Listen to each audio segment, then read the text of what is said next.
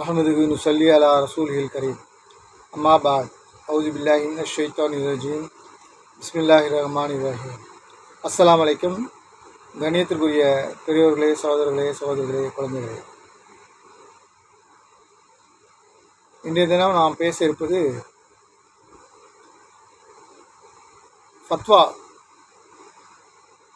ஃபத்வாவை விட்டுவிடு, அறிவிக்கொண்டு யோசி என்று ஒருவர் சொல்லியிருக்கிறார். அதனை பற்றி நாம் பேச இருக்கிறோம். இது இஸ்லாத்தினுடைய கொள்கையா அல்லது சாத்தானுடைய கொள்கையா என்பதை நாம் தெரிந்து கொள்ள வேண்டும். ஏனென்று சொன்னால், ஃபத்வாவை விட்டுவிடு என்றால் என்ன அர்த்தம், அறிவை கொண்டு யோசி என்றால் என்ன அர்த்தம் என்பதை நாம் தெரிந்து கொள்ள வேண்டும். பொதுவாக உலகத்திலே இஸ்லாம் என்ன சொல்கிறது என்பது ஒரு விஷயம், இஸ்லாம் அல்லாத மற்ற விஷயங்கள் என்ன சொல்கிறது, மற்ற தத்துவங்கள் என்ன சொல்கிறது என்பது அது ஒரு விஷயம். இஸ்லாத்தை பொறுத்த வரையிலே அது ஒரு வரையறைக்கு உட்பட்டது, அது ஒரு நியதிக்கு உட்பட்டது. அதனை விரும்புகிறவர், அதனை ஆசைப்படுகிறவர் அதனை பின்பற்ற முடியும். மற்றவர்கள் மீது அது திணிப்பதில்லை, மற்றவர்களை அது கட்டாயப்படுத்துவதில்லை, கட்டாயப்படுத்தவும் முடியாது. இஸ்லாத்தினுடைய சட்டத்திட்டங்கள், இஸ்லாத்தினுடைய அமல்களை பொறுத்தவரையிலே யாரையும் கட்டாயப்படுத்த முடியாது, யாரையும் கட்டாயப்படுத்தி கண்காணிக்கவும் முடியாது. அப்படிப்பட்ட விஷயம்தான் இஸ்லாத்திலே இருக்கிறது. ஒருவர் முஸ்லிமா இல்லையா என்று பெயரை வைத்தோ ஊரை வைத்தோ கண்டுபிடிக்க முடியாது. அவருடைய உள்ளத்திலே என்ன இருக்கிறது என்பதை அல்லாஹ் ஒருவன் தான் அறிவான். அவர் வெளிப்படையாக என்ன சொல்கிறாரோ அதை வைத்து நாம் முடிவெடுத்துக் கொள்ளலாம். ஆனால் உண்மையில் அவர் அல்லாஹ்வை நம்புகிறாரா, நம்பவில்லையா, இதனை அல்லாஹ் ஒருவன் தான் அறிவான். இதுதான் இஸ்லாம். அதனை வெளிப்படுத்துவது, அவர் உண்மையிலேயே அவர் இஸ்லாத்தை ஏற்றுக்கொண்டிருக்கிறார், அல்லாஹ்வை நம்பியிருக்கிறார், முஹம்மது நபி ஸல்லல்லாஹு அலைஹி வஸல்லம் அவர்களை பின்பற்றுகிறார் என்றால் அதனை வெளிப்படுத்துவதற்கு அல்லாஹ் தஆலா வழிமுறைகளை வைத்திருக்கின்றான். அதற்குத்தான் அல்லாஹ் தஆலா வேதத்தை இறக்கியிருக்கின்றான், குரானை இறக்கியிருக்கின்றான். அந்த குரானின்படி அவர் நடக்கக்கூடிய நேரத்திலே, முஹம்மது நபி ஸல்லல்லாஹு அலைஹி வஸல்லம் அவர்களுடைய வாழ்க்கை வழிமுறைப்படி வாழக்கூடிய நேரத்திலே அவர் அந்த தன்மைகளை வெளிப்படுத்துகிறார், இஸ்லாத்தினுடைய தன்மைகளை வெளிப்படுத்துகிறார். அதனை வெளிப்படுத்தக்கூடிய நேரத்திலே அதனை அல்லாஹ் தஆலா அதனைத்தான் விரும்புகிறான். அவர் மனதளவிலே அதனை பூட்டி வைத்துக் கொள்ளாமல் வெளிப்படையாக இஸ்லாத்தினுடைய கருத்துக்களை அவர் நடைமுறைப்படுத்துவதை அல்லாஹ் தஆலா விரும்புகிறான். இதுதான் இஸ்லாம் சொல்வது. அதனை சஹாபாக்கள் செய்தார்கள், தாபியன்கள் செய்தார்கள், தபே தாபியன்கள் செய்தார்கள், அவுலியாக்கள் செய்தார்கள், இறைநேசர்கள் எல்லோருமே செய்தார்கள். இதில் எந்த விதமான ஒரு சந்தேகமும் கிடையாது. இதை பின்பற்றுபவர் தான் முஸ்லிம் என்பதாகவும் அல்லாஹ் தஆலா சொல்கிறான். இப்போ ஃபத்வாவை விட்டுவிடு, அறிவை கொண்டு யோசி என்றால் என்ன அர்த்தம்? ஃபத்வா என்றால் என்ன என்பதை முதலில் நாம் தெரிந்து கொள்ள வேண்டும். ஃபத்வா என்பது மார்க்கத்தினுடைய தீர்ப்பு, மார்க்கத்தினுடைய விளக்கம், மார்க்கத்தினுடைய நியதி, எப்படி வேண்டுமானாலும் எடுத்துக்கொள்ளலாம். மார்க்கத்தினுடைய சட்டத்திட்டம், ஷரியத், அதனுடைய ஒரு விஷயம் நாம் செய்யலாமா செய்யக்கூடாதா, அது எப்படி செய்ய வேண்டும் என்பதை விளக்குவதுதான் ஃபத்வா. ஒரு தீர்ப்பு என்று கூட சொல்லலாம். ஏதாவது ஒரு சட்ட சிக்கலிலே இப்படி செய்யலாமா அப்படி செய்யலாமா என்று பிரச்சனை வரக்கூடிய நேரத்திலே அதனை தீர்ப்பு செய்யக்கூடிய வகையிலே உள்ள விஷயம்தான் ஃபத்வா என்று கூட நாம் சொல்லலாம். அந்த தீர்ப்பு எப்படி இருக்க வேண்டும் என்பது ஒரு முக்கியமான விஷயம். அந்த தீர்ப்பு இருக்கிறதே அது ஹதீஸுக்கு, குரானுக்கு உட்பட்ட விஷயமாக இருக்க வேண்டும். சஹாபாக்கள் அவர்கள் சொன்னது செய்தது, நபி ஸல்லல்லாஹு அலைஹி வஸல்லம் அவர்கள் சொன்னது செய்தது, ஆமோதித்தது, இந்த மாதிரி விஷயங்கள்லாம் இருக்குது மார்க்கத்தில். அந்த விஷயங்களுக்கு இஸ்லாத்தினுடைய சட்டத்திட்டத்துக்கு உட்பட்டதாக அது இருக்க வேண்டும். அந்த தீர்ப்பு என்பது, அந்த நடைமுறை என்பது. அப்படி ஒருவர் தவறாக சொல்லிவிட்டார், ஒருத்தர்கிட்ட போய் ஒரு தீர்ப்பு கேட்குறாங்க, மார்க்க அறிஞர்கிட்ட போயிட்டு இந்த மாதிரி இது எது சரி எது தவறுன்னு அவர் தீர்ப்பு சொல்லிட்டார் அப்படின்னு சொன்னால் அதுவே தீர்ப்பாயிடாது. அதனை மற்ற மார்க்க அறிஞர்கள் அதை கலந்து ஆலோசிப்பாங்க. இது சரியா தவறா, இதற்கு என்ன ஆதாரம் இருக்குது, இது எதனால் சொன்னாங்க, இதெல்லாம் நிரூபிக்கணும். தீனை நீங்கள் விட்டுடுங்க, உங்களுடைய சொந்த அறிவை கொண்டு யோசிங்க இது ஷைத்தானுடைய ஒரு கொள்கை. இது யூத நஸ்ரானிகளுடைய ஒரு கொள்கை. அவர்கள் தான் இந்த மாதிரி சொல்லுவாங்க, நீங்கள் உன் அறிவை கொண்டு நீ பார்ப்பா, எது நல்லது எது கட்டுதுன்னு பாரு என்பதாக அவர்கள் தான் சொல்லுவாங்க. இதெல்லாம் வேதத்தில் இருக்கிறதெல்லாம் நீ கடைப்பிடிச்சேன்னா உலகத்தில் வாழ முடியாது என்பதாக அவங்க சொல்லுவாங்க. ஷைத்தான் நம்மளுடைய மனசில் ஊசலாட்டத்தை போடுவான். நீங்கள் தொழுதையும் சொன்னால் உங்களுக்கு என்ன கிடைக்க போகுது, ஒன்றும் கிடைக்காது.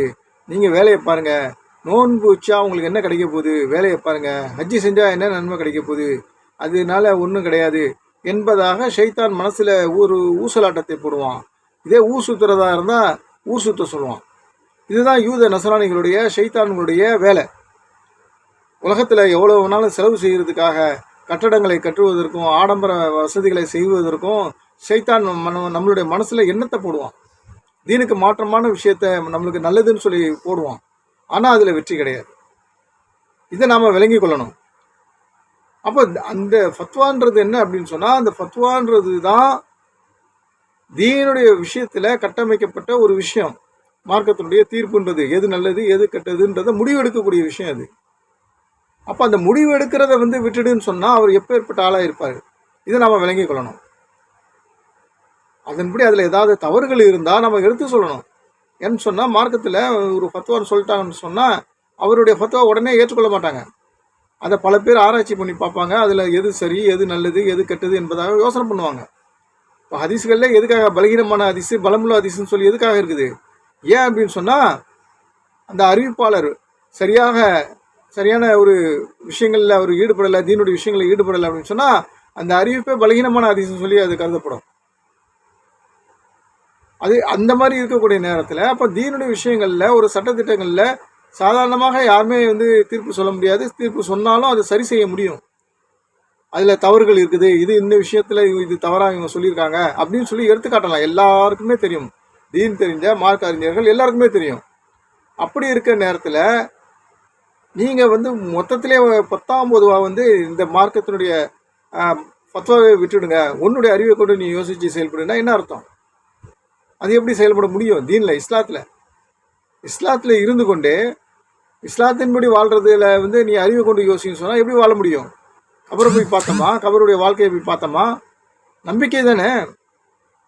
அல்லாவை பார்த்தோமா, ரசூல் ஸல்லல்லாஹு அவர்களை பார்த்தோமா, எதை பார்த்தோம்? நம்மக்கிட்ட இருக்கிறது அல்லாவுடைய அத்தாட்சி என்ன? அல்லாவுடைய வேதம், அல்லாவுடைய குரான், ரசூல் ஸல்லல்லாஹு வாழ்க்கை வழிமுறை, சஹாபாக்களுடைய வாழ்க்கை வழிமுறை, இது தானே. இதை நம்பி தானே நம்ம அல்லாவுடைய கிருபையை கொண்டு நம்ம ஈமான் கொண்டு இருக்கோம். அல்லாஹ் தஆலா கபரை நம்பினாதான் நீ ஈமான் தாரின்னு சொல்லி சொல்கிறான். அப்போ நீ அறிவை கொண்டு யோசிச்சு சொன்னால் அதில் என்ன இருக்குது? அறிவை கொண்டு யோசிக்கிறதுல என்ன இருக்குது? கபரை தோண்டி பார்த்தா என்ன தெரியும்?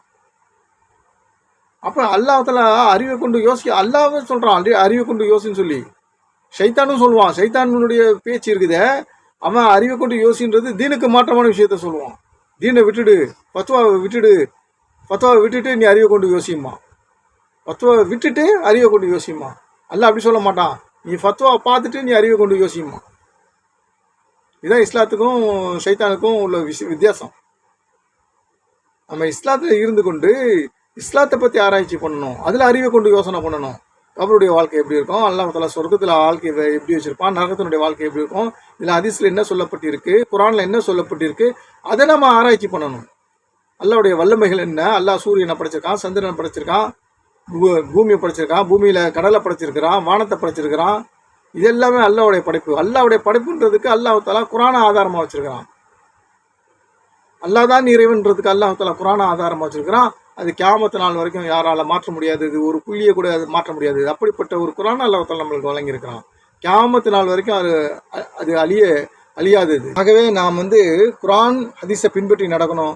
குர்ஆன் ஹதீஸை பின்பற்றி நடந்தோம்னு சொன்னால் தான் நமக்கு வெற்றி. நம்ம ஷைத்தானுடைய கொள்கைகளை தூக்கி எறிஞ்சிட்டு, ஷைத்தானுடைய கொள்கைகளை தூக்கி வீசிட்டு, நாம் தீனின்படி ஹதீஸின்படி நாம் அறிவை யோசிக்கணும். ஷைத்தான வழியில் போயிட்டு நாம் வந்து தீனை விட்டுட்டு யோசிக்கிறது கிடையாது, நம்ம வந்து ஃபத்வாவை விட்டுட்டு யோசிக்கிறது கிடையாது. நாம் வந்து தீனின்படி நடந்துக்கிட்டு தீனை யோசிக்கிறது, அல்லாஹ்வுடைய வேதத்தை படித்து அதன்படி நடந்து அதை பற்றி யோசிக்கிறது, ஹதீஸை பின்பற்றி அதன்படி நடந்து அதை வந்து நம்ம யோசிக்கிறது. இதுதான் இஸ்லாத்தில் வெற்றி தரும். அல்லாஹ் தஆலா வெற்றியை இதில் வச்சிருக்கிறான். அவன் தீனின்படி நடக்கிறதுல அல்லாஹ் தஆலா வெற்றி வச்சிருக்கிறான். நம்ம ஷைத்தானுடைய யூத நசரானிகளுடைய வழியை பின்பற்றுறதுல அல்லாஹ் தஆலா வெற்றியை வைக்கல. அதை பற்றி நம்ம யோசிக்கிறதுல அல்லாஹ் தஆலா வெற்றியை வைக்கல.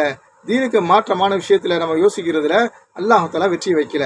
நாம் இந்த உலகத்தில் உள்ள அனைத்து விஷயங்களை விட, அனைத்து வஸ்துக்களை விட நாம் அல்லாஹ்வையும் அல்லாஹ்வுடைய தூதர் முஹம்மது நபி ஸல்லல்லாஹு அலைஹி வஸல்லம் அவர்களைத்தான் நாம் வந்து அவர்கள் மீது தான் அன்பு வைக்கணும். அவர்கள் மீது தான் நம்ம வந்து அல்லாஹ்வுடைய கிருபை கொண்டு அவர்களுடைய சொல்படி நாம் பின்பற்றி நடக்கணும். அல்லாஹ்வுடைய கட்டளையை பின்பற்றி நடக்கிறது, ரசூல் ஸல்லல்லாஹு அலைஹி வஸல்லம் அவர்கள் வழிமுறையை பின்பற்றி நடக்கிறது. இதில் தான் வெற்றி இருக்குது. சஹாபாக்கள் எப்படி நடந்துக்கிட்டாங்க, எப்படி வந்து தாபீன்கள் நமக்கு வழி காமிச்சிருக்காங்க, தாபீன்கள் எப்படி வழி காமிச்சிருக்காங்க, இதெல்லாம் நம்ம தெரிந்து கொள்ளணும். இன்றைக்கி தீனுக்கு மாற்றமான விஷயங்களை இன்றைக்கி மக்கள் பரப்புகிறாங்க, இதை நம்ம விளங்கி கொள்ளணும். இந்த மாதிரி விஷயங்கள் நம்ம காதுக்கு வருது, அதனால் நம்ம வந்து அதை விளக்குறது நம்மளுடைய வேலையாக இருக்குது. இது நம்ம அப்படியே விட்டுட்டோம்னு சொன்னால் நாளைக்கு நம்ம சந்ததிகள் என்ன செய்வாங்க, வழிகட்டு போயிடுவாங்க. அல்லாஹ் பாதுகாக்கணும். முதல்ல நாம் வழிகட்டு போயிடக்கூடாது. நாம் வந்து என்ன செய்யணும், நாம் முதல்ல அது எது நேரான வழி, எது தவறான வழி, இதை முதல்ல நம்ம தெரிஞ்சுக்கலான்னு சொன்னால் நமக்கு ஒரு பெரிய கை சேதம் ஆகிடும். அல்லாஹ் தஆலா காப்பாற்றணும். அந்த மிகப்பெரிய கை சேதத்துலேருந்து அல்லாஹ் தஆலா தான் காப்பாற்றணும். ஆகவே நாம் வந்து நேரான வழியின் பக்கம் நடக்க எல்லாம் வல்ல அல்லாஹ் கிருபை செய்வனாக. நம்மளை வழி தவறை வழியை விட்டும் அல்லாஹ் தஆலாவுடைய கோபத்துக்கு உள்ளானவர்களை வழியை விட்டு நம்மளை பாதுகாத்து சொர்க்கத்துக்குரியவர்களாக நரகத்தை விட்டு பாதுகாத்து காப்பாற்றி புரிவானாக. அல்லாஹ்வுடைய திருப்பொருத்தத்தை தந்தல் புரிவானாக. அல்லாஹ் தஆலா அவனுடைய கோபத்துக்கு உள்ளானவர்களுடைய வழியை விட்டும் வழி தவறியவர்களுடைய வழியை விட்டு நம்மளை பாதுகாத்து காப்பாற்றி அருள் புரிவானாக. இன்ஷா அல்லாஹ் நாளை வேறொரு பயண நிகழ்ச்சியிலே சந்திப்போம். ஆமீன் ஆமீன். வாஹிர் அல்ஹம்துலில்லாஹி ரப்பில் ஆலமீன். இது உங்கள் தோழன் MH மாலிக் முகமது.